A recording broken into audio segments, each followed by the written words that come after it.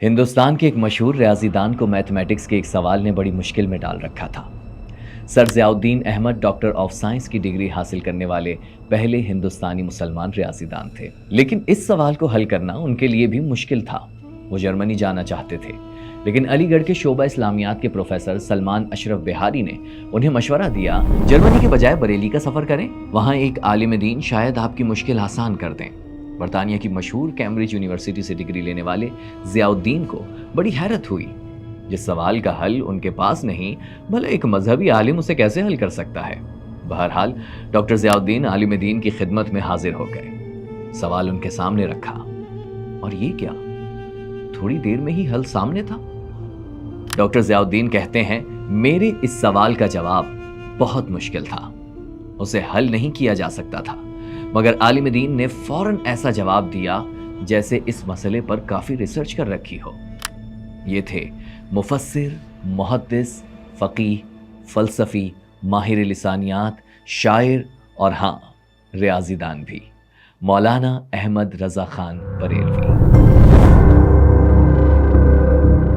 وہ احمد رضا جنہیں بچپن میں ہی علوم پر مہارت حاصل تھی، اور اپنی اسی مہارت سے انہوں نے ہندوستان کے معروف ریاضی دان کو حیرت میں ڈال دیا تھا۔ آج ہم انہی احمد رضا خان بریلوی کی بات کریں گے، جن کے آباء و اجداد افغانستان سے ہجرت کر کے ہندوستان میں آباد ہو گئے تھے۔ آپ کے دادا محمد رضا علی خان نے فوجی خدمات فراہم کرنے کی خاندانی روایت کو چھوڑا اور قادری سلسلے کے صوفی اور مفتی بن گئے۔ یہیں سے اس سفر کا آغاز ہوا جس کے بارے میں آج ہم اپنی ویڈیو میں بتائیں گے۔ تو رفتار کو سبسکرائب کیجئے، ویڈیو کو لائک کیجئے اور ہمارے ساتھ چلیے احمد رضا خان بریلوی سے ملیے۔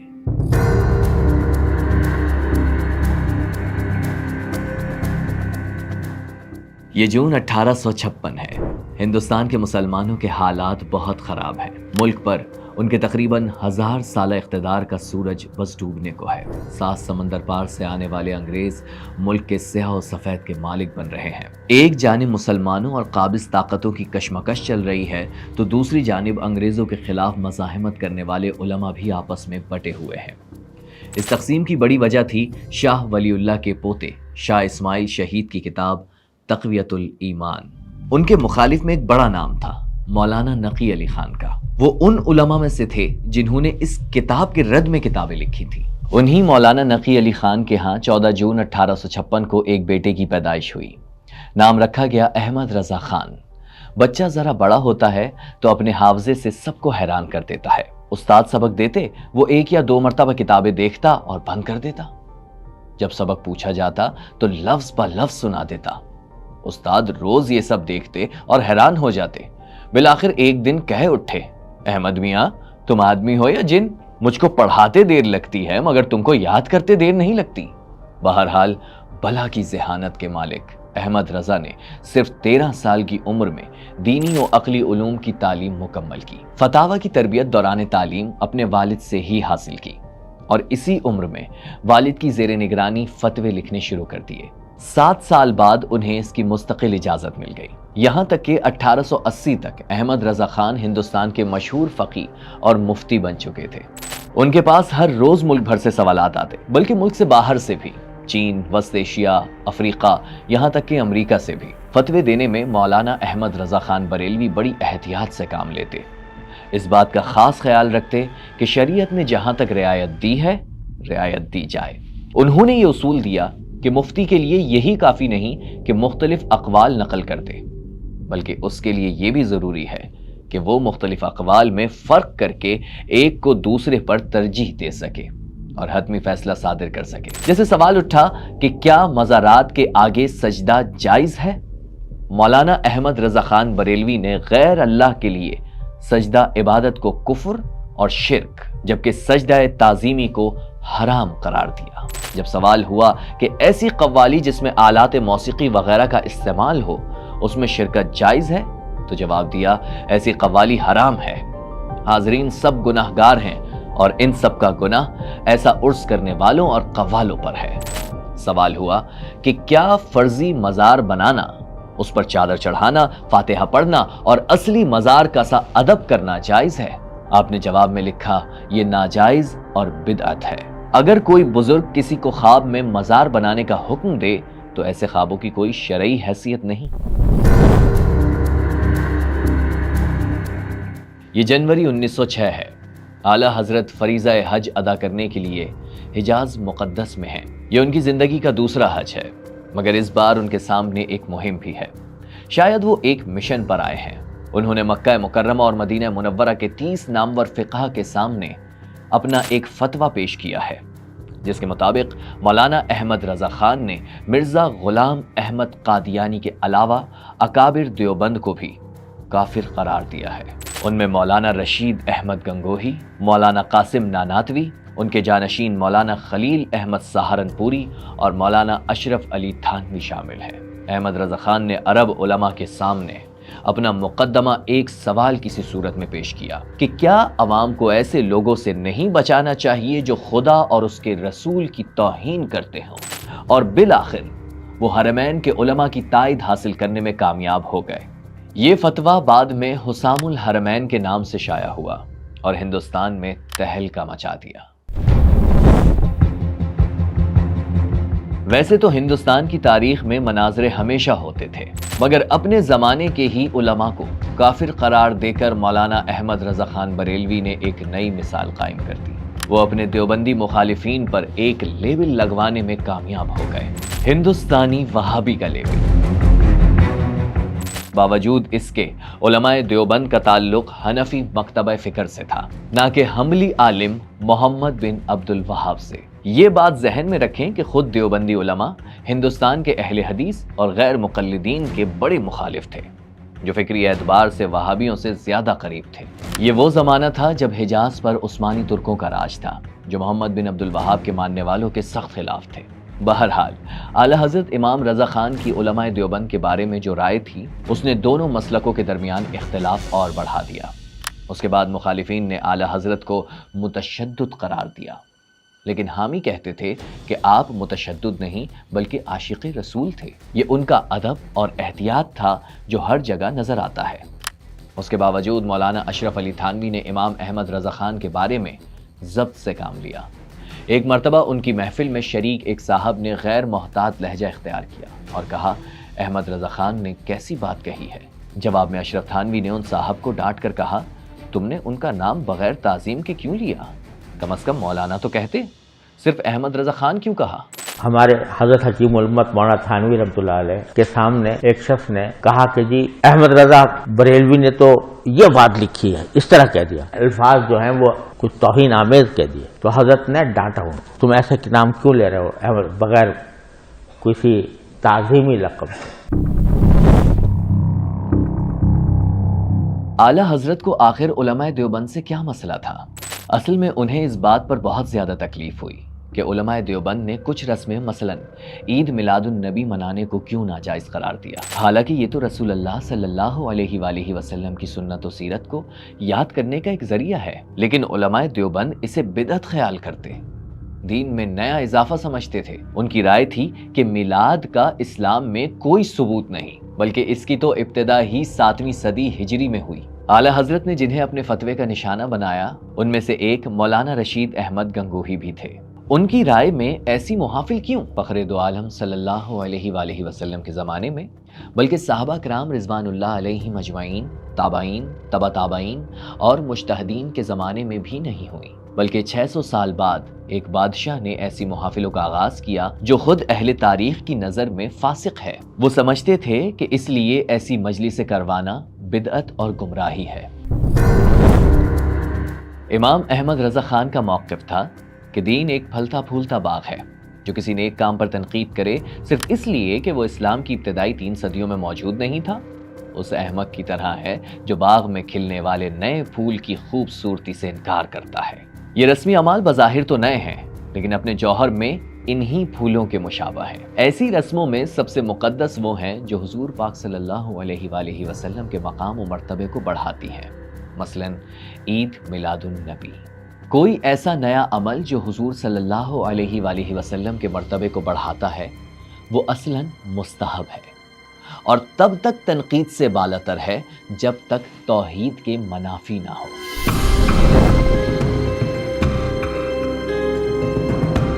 پہلی جنگ عظیم کے بعد خلافت عثمانیہ کمزور پڑ گئی تھی، خلافت کا خاتمہ یقینی نظر آنے لگا۔ تب 1919 میں ہندوستان میں تحریک خلافت کا آغاز ہوا۔ ملک بھر کے مسلمانوں میں ایک نئی بیداری اور نیا جوش و خروش پیدا ہوا، یہاں تک کہ گاندھی جی بھی اس سیاسی تحریک کا حصہ بن گئے اور مسلمانوں میں مقبول ہو گئے۔ انہوں نے ہندو مسلم اتحاد کا نعرہ لگایا، جس سے کانگریس کو نئی طاقت ملی۔ یہ مولانا احمد رضا خان بریلوی کی زندگی کا آخری دور تھا۔ انہیں تحریک خلافت کے کچھ نئے لیڈروں سے بھی اختلاف تھا، جیسے مولانا عبدالباری فرنگی محلی سے۔ اعلیٰ حضرت تحریک میں گاندھی جی کی شمولیت پر خوش نہیں تھے، جبکہ مولانا عبدالباری گاندھی جی کی قیادت پر اعتماد کرتے تھے۔ وہ تحریک خلافت اور ترک موالات جیسی تحریکوں کو مسلمانوں کے لیے نقصان دہ سمجھتے تھے۔ ہندو مسلم اتحاد کے نعرے کی انہوں نے سخت اور زبردست مخالفت کی، جس پر انہیں اس الزام کا سامنا بھی کرنا پڑا کہ وہ انگریزوں کے حامی اور تنخواہ دار ہیں۔ اعلیٰ حضرت نے جواب دیا، جس نے ایسا کیا ہو اس پر قیامت تک اللہ اور اس کے رسول کی اور اس کے نیک بندوں کی لعنت ہو۔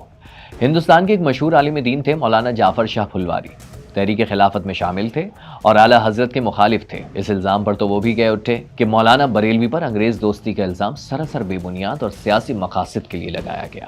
حقیقت تو یہ ہے کہ اعلیٰ حضرت نے اس وقت متحدہ قومیت کے خلاف آواز اٹھائی جب قائد اعظم محمد علی جناح بھی اس معاملے پر خاموش تھے۔ مفتی منیب الرحمان لکھتے ہیں، برطانوی استعمار کے عہد میں ہندوستان میں جب تحریک ترک موالات چلی اور ہندو مسلم بھائی بھائی کا نعرہ لگایا جانے لگا تو امام احمد رضا خان نے انتہائی مدلل طریقے سے اس موقف کو رد کیا اور بتایا کہ اسلام میں ملت و قومیت کی اساس دین ہے، اس لیے ہندو مسلم بھائی بھائی نہیں ہو سکتے۔ ان کا فتویٰ آگے چل کر نظریہ پاکستان یعنی دو قومی نظریے کی بنیاد بنا۔ بہرحال 1922 میں خلافت عثمانیہ کے خاتمے کا اعلان ہو گیا۔ یہ ہندوستان کی مسلم قیادت اور عوام کے لیے زبردست دھچکا تھا۔ مولانا احمد رضا خان بریلوی کے علمی کاموں میں ایک بہت بڑا کام ہے قرآن مجید کا ترجمہ۔ یہ ترجمہ کنز الایمان کے نام سے مشہور ہے، جو 1911 میں مکمل ہوا۔ اعلیٰ حضرت کے ترجمے کا طریقہ مختلف تھا۔ یہ نہیں کہ پہلے تفسیر کی کتب اور لغات دیکھی، پھر آیت کے معنی سوچ کر ترجمہ بیان کر دیا، بلکہ آپ قرآن مجید کا فی البدی اور برجستہ ترجمہ زبانی اس طرح بولتے جیسے کوئی حافظ روانی سے قرآن پڑھتا ہے۔ یہ ترجمہ آج بھی دنیا بھر میں مقبول ہے۔ مصطفیٰ جان رحمت لاکھوں سلام، شمع بز میں ہدایت لاکھوں سلام۔ امام احمد رضا خان بریلوی ایک عظیم نعت گو شاعر بھی تھے۔ آپ کا لکھا ہوا یہ سلام تو اتنی شہرت رکھتا ہے کہ مولانا کوثر نیازی نے ایک بار کہا تھا، یہ سلام اردو زبان کا قصیدہ بردہ شریف ہے۔ اور یہی نہیں، اعلیٰ حضرت نے اور بھی بہت سی نعتیں کہیں۔ ان کا نعتیہ دیوان حدائق بخشش کے نام سے مشہور ہوا۔ اعلیٰ حضرت کی ایک اور مشہور نعت ہے جو 4 زبانوں میں ہے، عربی، فارسی، اردو اور ہندی۔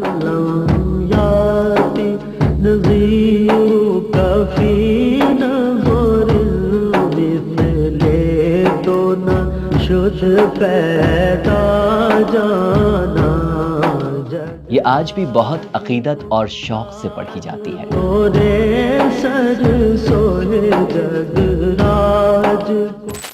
اعلیٰ حضرت کا عربی کلام پڑھ کر تو محسوس ہوتا ہے کہ بظاہر تو ہندوستانی مگر حقیقتاً حجازی تھے۔ ان کی عربی میں عجمیت کی بو نہیں آتی۔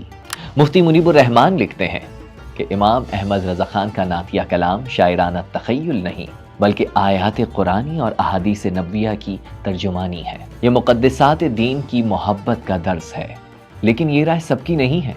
معروف اسکالر ڈاکٹر اسرار احمد خان نے مولانا احمد رضا خان بریلوی کے کلام میں کچھ مقامات پر شاعرانہ مبالغہ آمیزی کی نشاندہی بھی کی ہے۔ مولانا احمد رضا خان صاحب بریلوی انہوں نے تو یہ شعر کہا ہے، وہی جو مستوی عرش تھا خدا ہو کر، اتر پڑا وہ مدینے میں مصطفیٰ ہو کر۔ تو مولانا محمود احمد رضوی صاحب نے فرمایا کہ اس پر ہمارا عقیدہ نہیں ہے، یہ ہمارے عقیدے میں شامل نہیں ہے۔ انہوں نے اعلان برات کیا۔ تو اصل میں یہ وہی شاعرانہ مبالغہ آمیزی ہے۔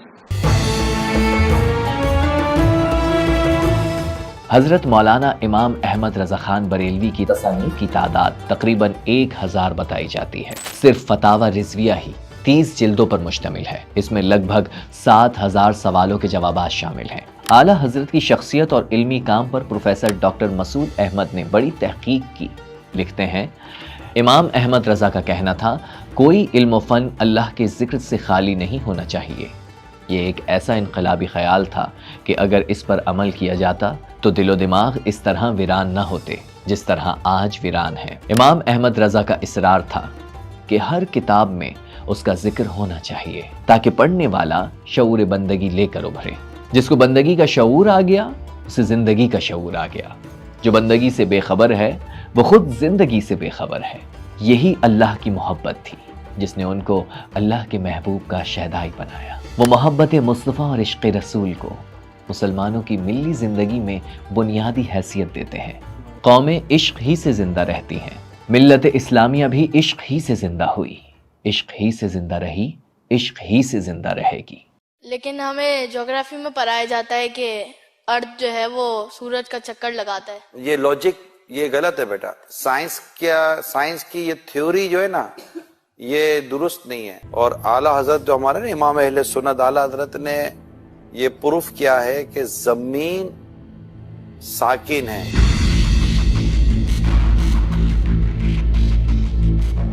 جہاں تک امام احمد رضا کے دیے گئے کفر کے فتووں کی بات ہے وہ متنازع تھے اور رہیں گے, کیونکہ جس طرح علل اعلان انہوں نے کفر کے فتوے دینا شروع کیے اس کی مثال پہلے بہت کم ملتی ہے. اعلیٰ حضرت کے فتووں کے ساتھ ہی ہندوستان کے سب سے بڑے طبقہ فکر میں کھلی تکفیر کا ایسا سلسلہ شروع ہو گیا جو آج تک رکنے میں نہیں آ رہا.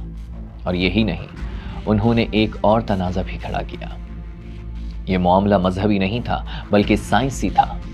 اعلیٰ حضرت نے کہہ دیا کہ زمین حرکت نہیں کر رہی بلکہ ساکن ہے, اور صرف کہا نہیں, اس پر ایک کتاب فوز مبین بھی لکھ ڈالی. 105 دلائل دیے اور اپنے تئیں نظریہ حرکت زمین کو باطل قرار دے دیا. اب یہ بات کیونکہ اعلیٰ حضرت نے کہہ ڈالی ہے تو دبے دبے الفاظ میں آج بھی بریلوی علماء یہی بات کرتے ہیں. کھلم کھلا تو نہیں لیکن اشارتاً یا پھر جہاں ذکر آئے زمین کے گردش نہ کرنے کی حمایت نہ کر کے. 28 اکتوبر سال 1921 جمعے کا دن تھا اور تاریخ تھی 25 صفر المظفر. اعلیٰ حضرت کا آخری وقت آ پہنچا. انہوں نے وصیت نامہ تحریر کرایا. جب 2 بجنے میں 4 منٹ باقی تھے تو وقت دریافت کیا. جواب ملا 1:56. فرمایا گھڑی رکھ دو. تھوڑی دیر گزری تو بھائی مولانا محمد رضا خان سے کہا وضو کر کے آؤ اور قرآن عظیم لاؤ. بھائی ابھی واپس نہ آئے تھے کہ برادرم مصطفیٰ رضا خان سے کہا سورہ یاسین اور سورہ رات کی تلاوت کرو. ہدایت کے مطابق دونوں صورتیں پڑھی گئیں. انہوں نے کئی بار سفر کی دعا پڑھی, پھر کلمہ لا الہ الا اللہ محمد الرسول اللہ پڑھا اور کچھ ہی دیر میں روح پرواز کر گئی. ان للہ و ان الیہ راجعون. اعلیٰ حضرت کی وصیت کا ایک حصہ یہ تھا جس سے اللہ اور رسول صلی اللہ علیہ وآلہ وسلم کی شان میں ادنا توہین پاؤ, پھر وہ تمہارا کیسا ہی پیارا کیوں نہ ہو, فوراً اس سے جدا ہو جاؤ. جس کو بارگاہ رسالت میں ذرا بھی گستاخ دیکھو, پھر وہ کیسا ہی بزرگ معظم کیوں نہ ہو, اپنے اندر سے اسے دودھ کی مکھی کی طرح نکال پھینک دو. شاید یہی وجہ ہے کہ جب حضرت مولانا اشرف علی تھانوی کو اعلیٰ حضرت امام احمد رضا خان کے انتقال کی خبر ملی تو فوراً دعا کے لیے ہاتھ اٹھا لیے. حاضرین میں سے کسی نے پوچھ لیا کہ وہ تو عمر بھر آپ کو کافر کہتے رہے, آپ ان کے لیے دعائے مغفرت کر رہے ہیں. تو فرمایا مولانا احمد رضا خان نے ہم پر کفر کے فتوے اس لیے لگائے کیونکہ انہیں یقین تھا کہ ہم نے توہین رسول کی ہے. اگر وہ یہ یقین رکھتے ہوئے بھی ہم پر کفر کا فتویٰ نہ لگاتے تو وہ خود کافر ہو جاتے. آج امام احمد رضا خان کو گزرے ہوئے 1 صدی سے زیادہ ہو چکی ہے, مگر وہ آج بھی زندہ ہے. اس آواز میں جو بر صغیر کی ہزاروں مساجد سے تقریباً روزانہ بلند ہوتی ہے. یہ آواز اعلیٰ حضرت کی یاد دلاتی ہے, اور جب تک یہ آتی رہے گی اعلیٰ حضرت زندہ رہیں گے. مصطفیٰ جان رحمت پہ لاکھوں سلام. ہدایت پہ لاکھوں سلام, سمے بز میں ہدایت